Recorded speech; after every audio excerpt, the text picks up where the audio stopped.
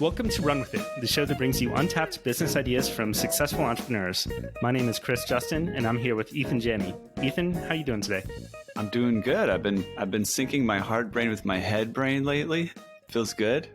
Got this new tracker that I plug into my earlobe and have an app from the Heart Math company.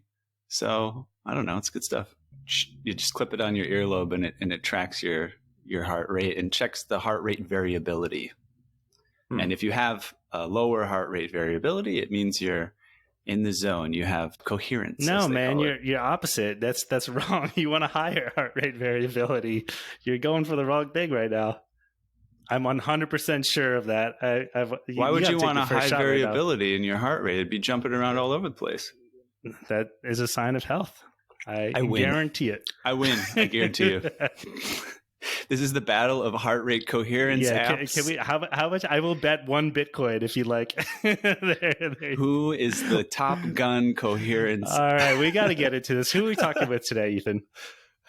We're talking here with Tristan Pollock, and he is an entrepreneur, founder, startup investor, among many other things, currently building CTO.ai. He's invested $30 million into over 200 startups. That's pretty cool. But he brought an idea that we're going to talk about instead for a little bit. Tell us about it, Chris. Yeah, the idea is a way to manage carbon emissions via the blockchain. And Tristan, what's the story behind this idea? So I've been spending a lot of time kind of in between the worlds of climate and impact tech and trying to find that intersection between, let's say, like Silicon Valley style, lean startup entrepreneurship and, you know, the other side, which is a lot of times nonprofits or, you know, social enterprises. And another thing I'm really excited about is blockchain, decentralization, you know, crypto. And so I was just riffing on this when I saw, like, I love the idea of your guys' podcast. And I was like, well, what if we could combine those worlds a bit?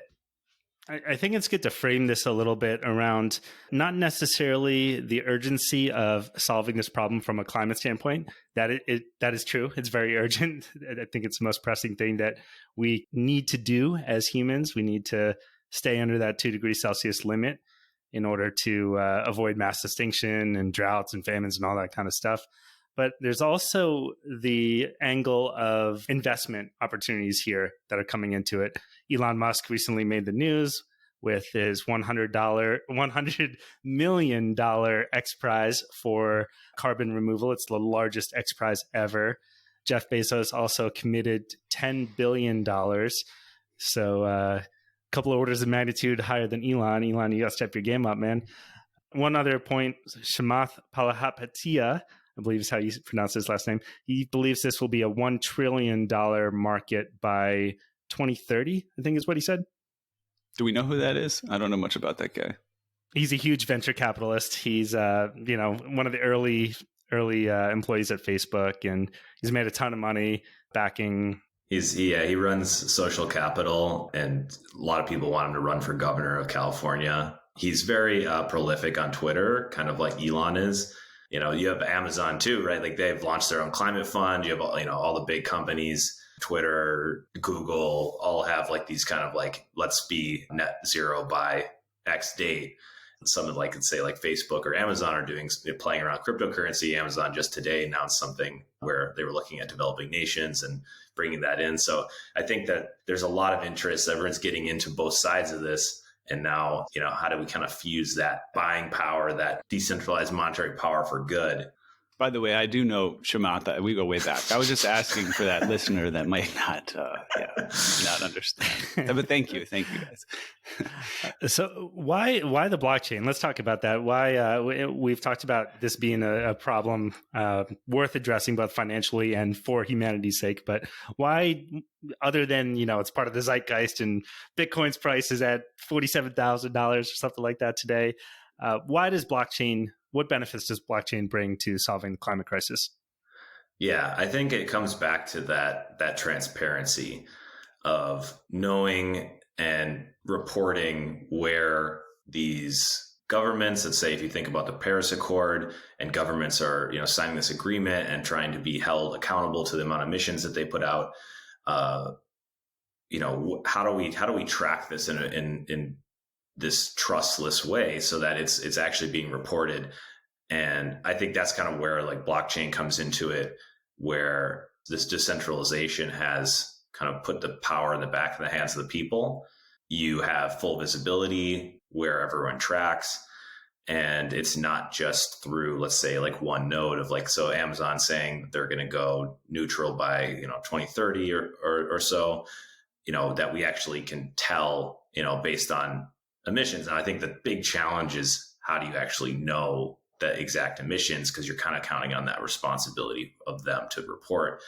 But there also might be other ways that you could tie in data sources, kind of like Chainlink does these smart contracts with other data sources and pulls them back to the blockchain, thus giving you data surrounding a contract. So it's not just, hey, this contract was signed, went from this person to that person. It's also like, and here are the other variables around that.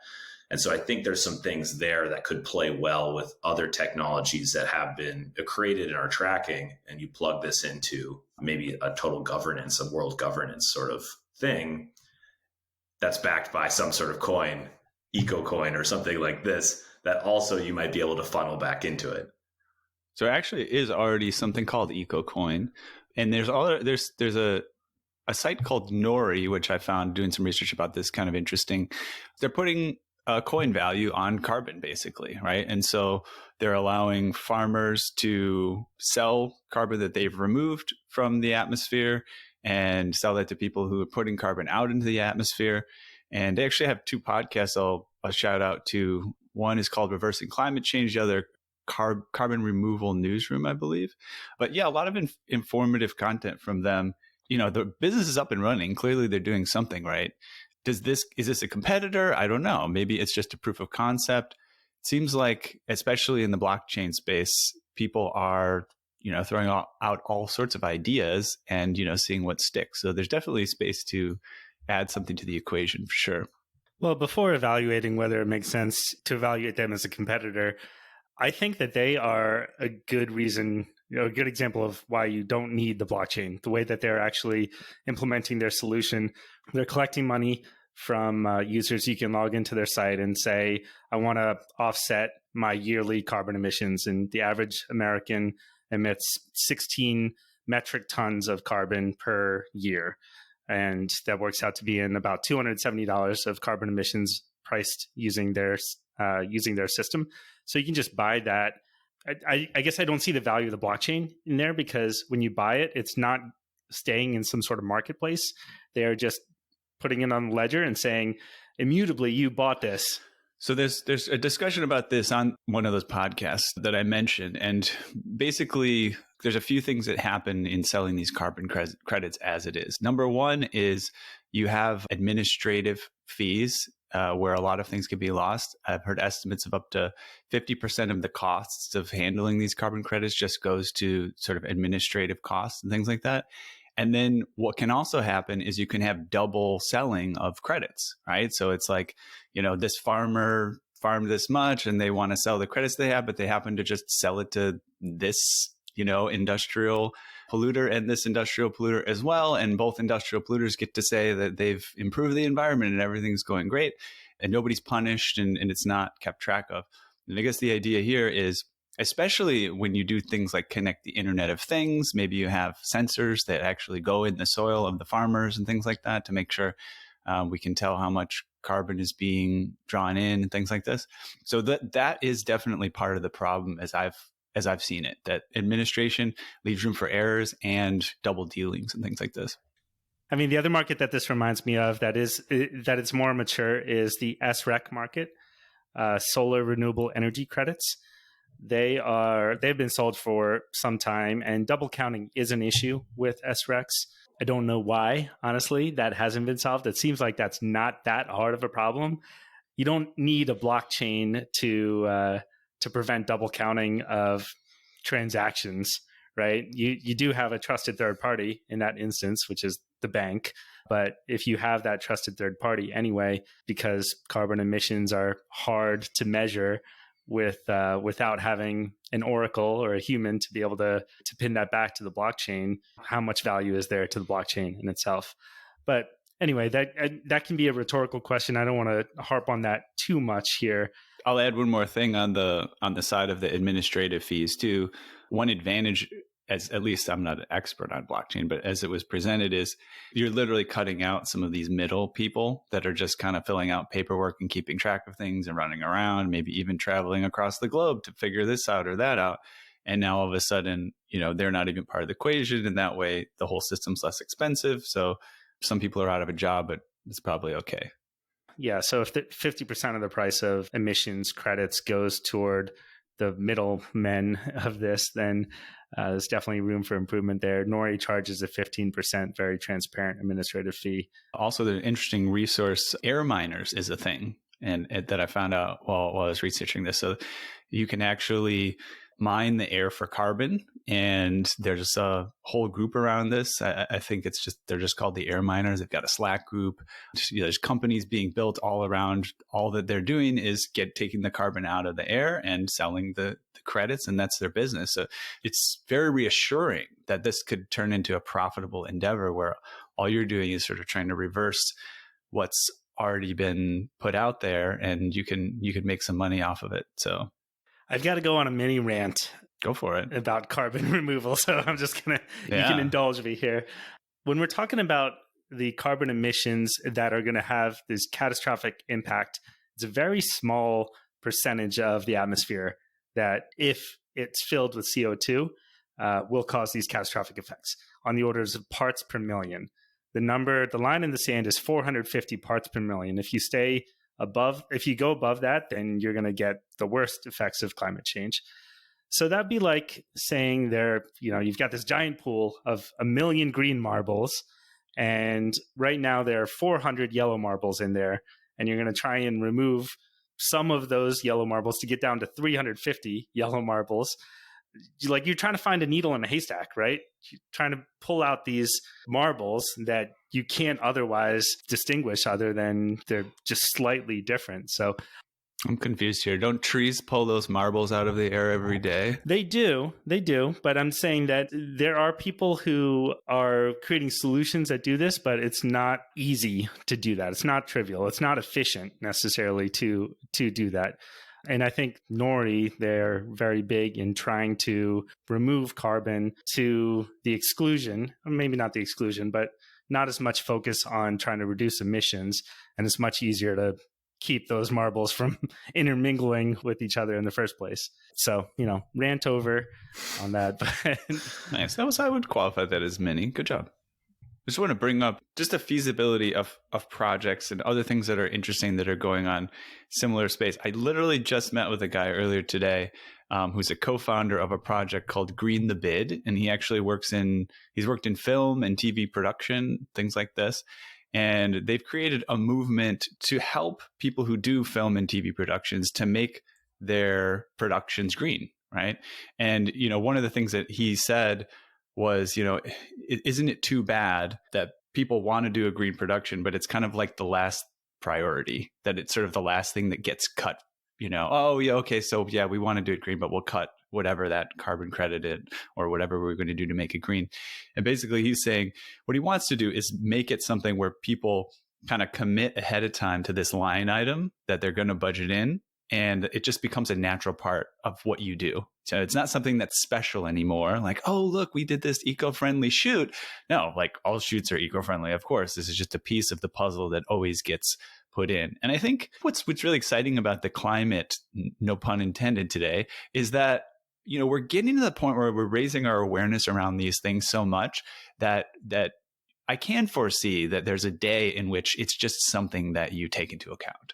Just like we manage our energy consumption by looking at our electricity bill now, companies could more easily manage their consumption and their production of carbon emissions and things like this because it's monitored and everybody just takes it for granted. That's something you consider.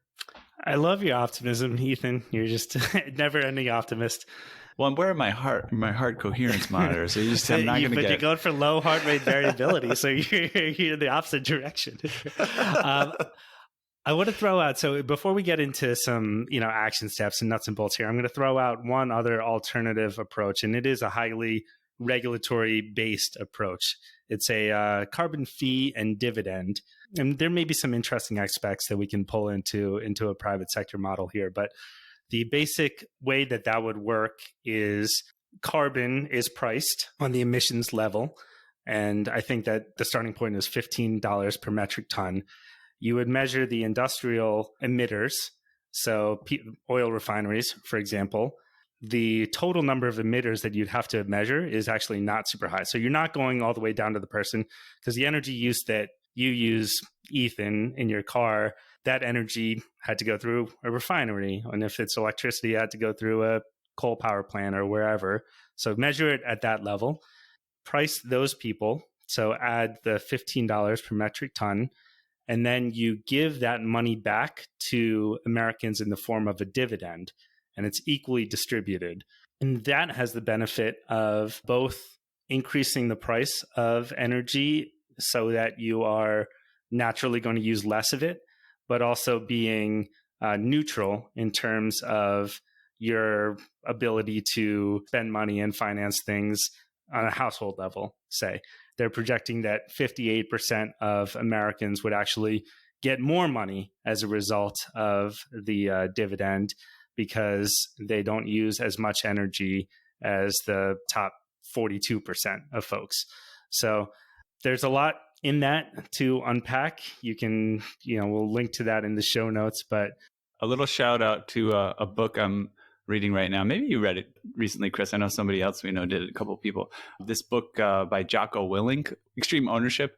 Anyways, it's sort of off topic, but on topic. In whatever you just explained, I totally did not understand it. It's hard to say. But one thing that he points out in this book, he talks about war stories. He talks about a company that he's consulting with. If something's too complicated, people just can't do it. And I think whatever needs to happen, it needs to be something where it's simple and people it's like they just get it, and whatever complication must happen behind the scenes. And then the everyday citizen can just figure out the details.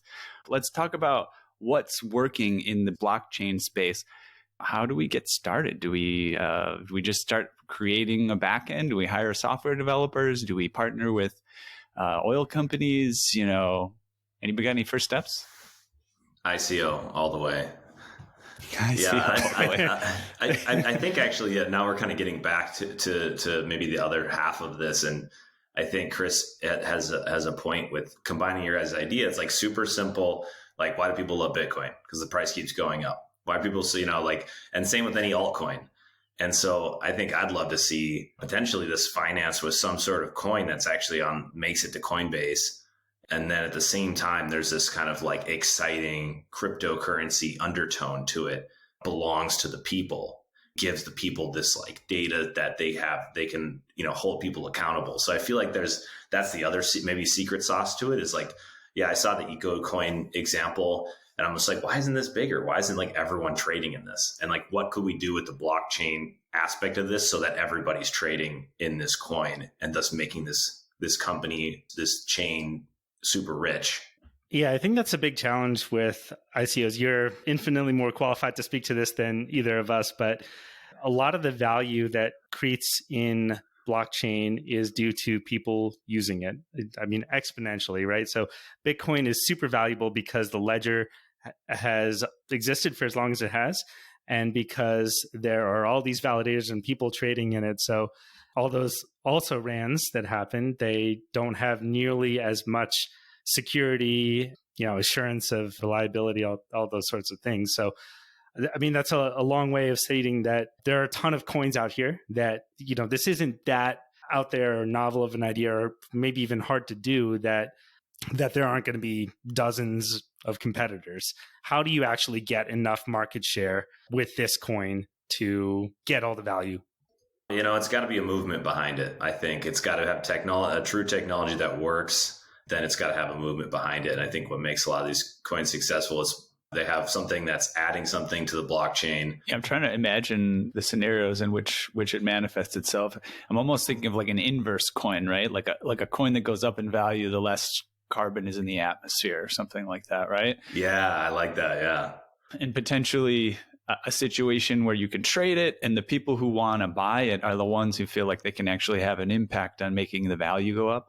so you can give away your coin for sure, but then somebody else might grab it, and that person is now going to be incentivized. They're holding a certain amount of that coin, to improve the state of the environment. I like that it gives a tangible a value to this thing that we really nobody can really quite wrap their head around in this moment. I'll just bring up something a little bit off topic, but just like success stories. I was looking for success stories. I'm sure there's plenty nowadays of people doing things in blockchain.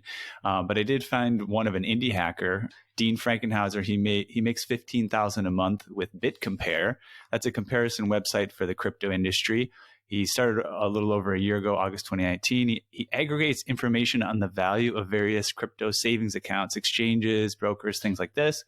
And he makes money through affiliate links to the various offers he compares. So I don't know, just an interesting tidbit about starting things in this space. This one, particularly to me, it's got that odor of selling shovels, right? Doing things that help facilitate what's already being done and being an aggregation type site. So I don't know if there's a space for that within our carbon emissions idea, but it could be a nice direction to start your thinking.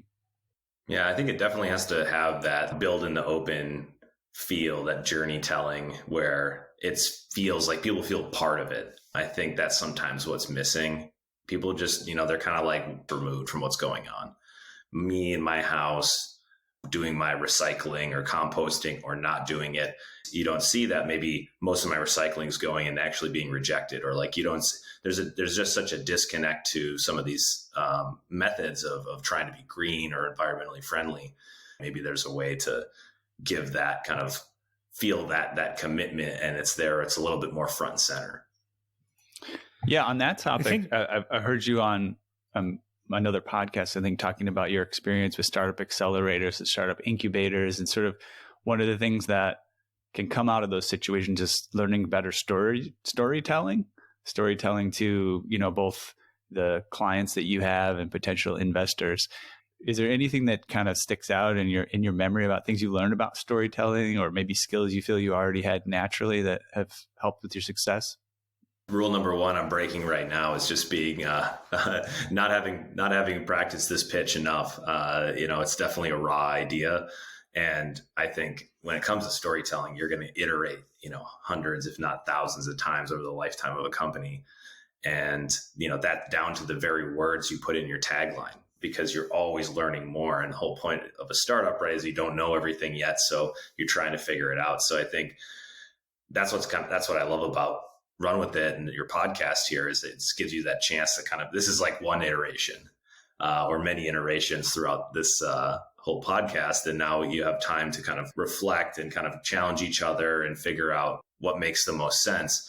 And no doubt there's always going to be competitors and other people doing things. And maybe there's room for lots of solutions here, but we're just kind of coming at it from like that idealistic view of like, what if there was this like one incredible solution, and trying to push to that. But in turn, then that competition, rises everyone together most of the time, because you're as good as your average competitor, or however that saying goes.